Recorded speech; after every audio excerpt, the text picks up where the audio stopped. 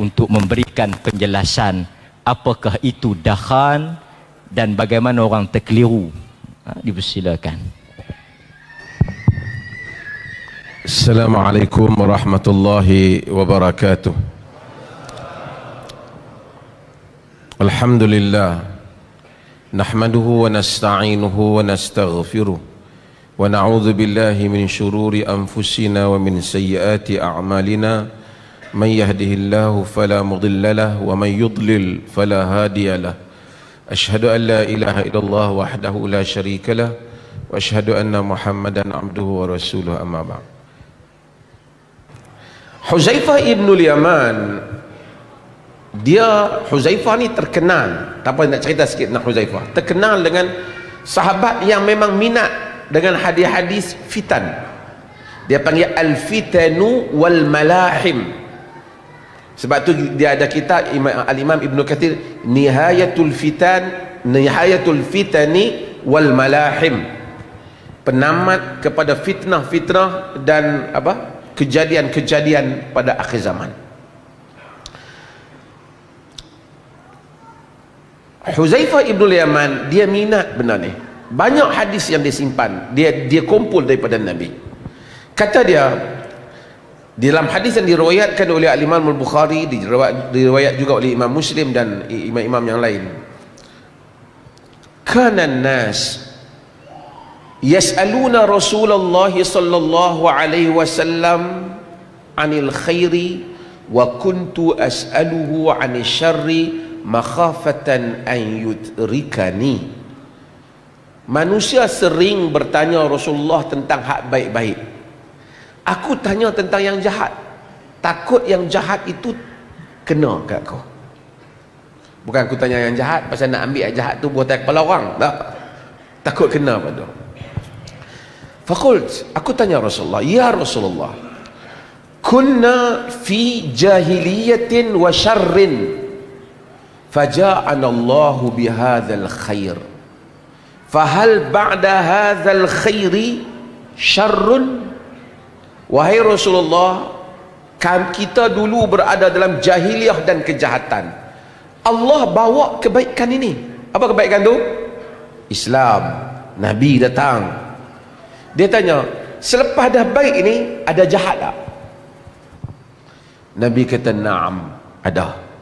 Maksud lepas zaman Nabi ada berlaku kejahatan. Dia tanya lagi, fahal ba'da dzalika syarri min khair? Adakah selepas kejahatan itu ada akan berlaku kebaikan balik? Naam, Nabi kata. Wa fihi dakhan. Dalam riwayat lain wa fihi dakhal, tapi dalam Bukhari wa fihi dakhan. Tapi padanya ada kebaikan, tapi ada dakhan, ada percampuran, kekeliruan. Itu kita panggil asap ni, kita panggil dakhan, dukhan kita panggil. Ada kekaburan. Terus Huzaifah tanya, wa ma dakhanu? Dakhan apa dia dakhan tu? Nabi kata, qaumun yahduna bi ghairi hadi. Dalam riwayat Muslim, qaumun yastannuna bi ghairi sunnati wa yahduna bi ghairi hadi. Kaum yang bersunnah bukan sunnah aku, berpetunjuk bukan petunjukku. Nampak nak amal agama tapi bukan sunnah Nabi. Sunnah mana dikutip kita tak tahu. Sunnah dia kata, tapi tak sunnah, tak ada dalam teks Nabi. Wa yahduna bi ghairi hadi, dan berpetunjuk bukan dengan petunjukku. Ta'rifu minhum wa tunkir. Nabi kata sebahagiannya kamu setuju, amalan dia tu Islam, sebahagian kamu tak setuju. Bukan, dia campur, ada cara Islam semayang tu nampak macam sunnah, dia tambah hak dia sikit.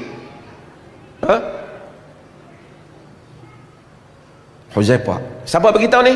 Nabi. Maksud akan ada orang satu zaman dia mengamalkan yang dia kata sunnah, yang dia kata petunjuk Nabi, ia bukan sunnah, ia bukan petunjuk Nabi. Zaman tu datang, zaman tu yang pakat mewarisi macam-macam hak pelik-pelik, tarikat pelik-pelik, kerohanian yang pelik-pelik ni. Nampak macam ada hadis, tapi hadis macam ni dia buat macam tu, dia campur hadis sikit. Jadi orang kampung hak tak tahu, dia keliru. Tapi Huzaifah tanya tambah lagi, fahal ba'da dhalikal khairi min syarr, lepas daripada kebaikan tadi, kebaikan yang bercampur tadi, nak agama tapi campur, ada lagi jahat tak? Nabi kata na'am, du'atun ila abwabi jahannam. Dalam sebahagian riwayat, du'atun ala abwabi jahannam, penyuruh-penyuruh kepada pintu neraka jahannam. Penyuruh-penyuruh yang berada di pintu neraka jahannam. Dua-dua boleh.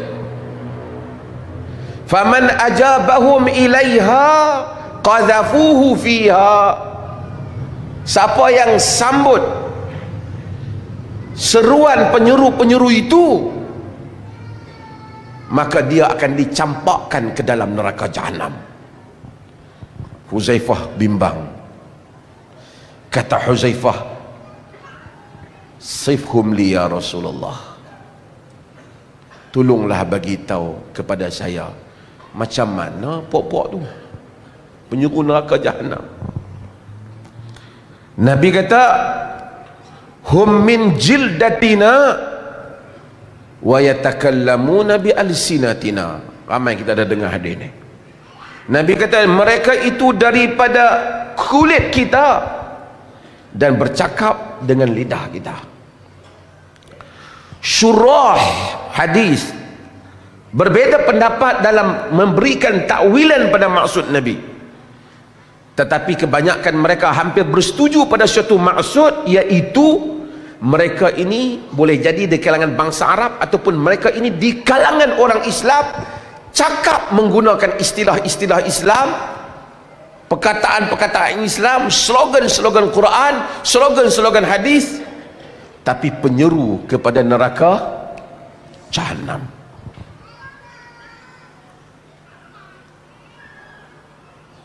Dan ini hadis itu ada lagi, cuma saya nak sebut ini adalah amaran Nabi. Sepanjang zaman agama ada eksploitasi. Pasal apa ada orang buat eksploitasi agama? Pasal agama ada market. Nak kaya guna agama. Saya kata air ni, ayak ni, air pula, ayak ni. No, ada orang Indonesia apa tengok, oh heran dia apa. Dia komplain tentang saya, jangan cakap utara, dia kata. Air ni harga dia berapa? RM1. Berapa? RM1. Siambuih sikit, buah gambang sikit, siapa minum air ni cerah hati perut, rezeki murah, minta kerja dapat, orang perempuan tengok berkenan, jadi orang bangkit. Tapi kalau suruh lepat dengan apa tadi, saya tak tahu. Kalau suruh mamat apa tadi, dia main jampi mungkin. Tapi kalau suruh orang agama, bos serban sikit, tasbih pegang sikit, tak sikit, jalan tunduk sikit, RM30. Agama ada pasarannya. Bukan saja Islam, Christianity, Judaism, dalam Buddha, dalam semua. Kerana kehendak manusia mencari Tuhan, sejak zaman dahulu sentiasa ada orang di tengahnya yang menjadi perantara, mengambil kesempatan di atas kehendak manusia mencari Tuhan. Tidaklah ada berhala-berhala dalam dunia ini, melainkan kerana adanya tangan-tangan di sebalik berhala yang mempunyai yang mengambil keuntungan. Dia tak bina saja, tak ada yang bina berhala dengan ikhlas, melainkan Islam yang datang membawa maksud yang keikhlasan. Oleh kerana agama boleh dieksploit, agama boleh untuk dipergunakan maka kita disuruh untuk minta berhati-hati. Nabi SAW, sabar sekian, saya tahu dia gelisah. Dia orang Palihak, dia pemain import. Nabi SAW dalam riwayat Imam Ahmad sebut, hadis yang selalu kita baca, hampir semua orang kita hafal, yahmilu hadzal ilm min kulli khalafin uduluhu. Ilmu ini dibawa bagi setiap generasi orang-orang yang udul, yang amanah, yang bertanggungjawab terhadap ilmu. Apa kerja ahli ilmu? Tolong bagi mereka ni ke? Pi jual serban dia ke? Duk pi nasyid tak pentas ke? Itu sampingan, itu bukan kerja ahli ilmu. Yang kerja ahli ilmu, yanfuna anhu tahrifal ghalin, membersihkan ilmu daripada penyelewengan orang-orang yang melampau, nak agama melampau, khawarij, gulat, sufiyah, orang-orang yang melampau, nak agama tapi melampau lebih daripada apa yang Nabi ajar. Yanfuna anhu tahrifal ghalin wantihalal mubtilin. Yang kedua, membersihkan ilmu daripada tokok tambah orang-orang yang suka tokok tambah. Hak ni yang marah. Tapi yang tu kerja ahli ilmu. Yang ketiga, wa ta'wilal jahilin, dan membersihkan ilmu daripada takwilan orang-orang yang jahil. Yang ni baru main geng liberal. Jadi geng liberal kena kita bersihkan, geng tokok tambah kita kena hadapi, geng pelampau agama pun kita kena hadapi. Banyak musuh para ulama, hantam kiri kanan.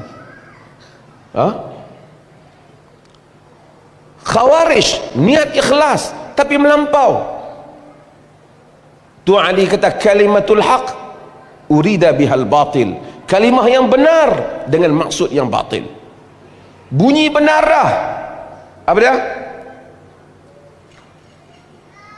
Inil hukm illa lillah, tidak ada hukum melainkan hukum Allah. Betul, tapi takwilan dia salah, tafsiran dia salah. Rahmatan lil alamin ni saya tak apa pasti macam mana betul kan.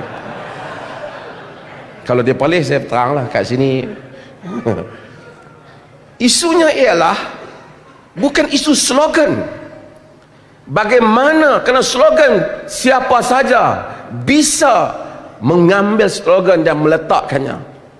Bagaimana kita melaksanakan inti slogan itu selaras dengan maksud slogan.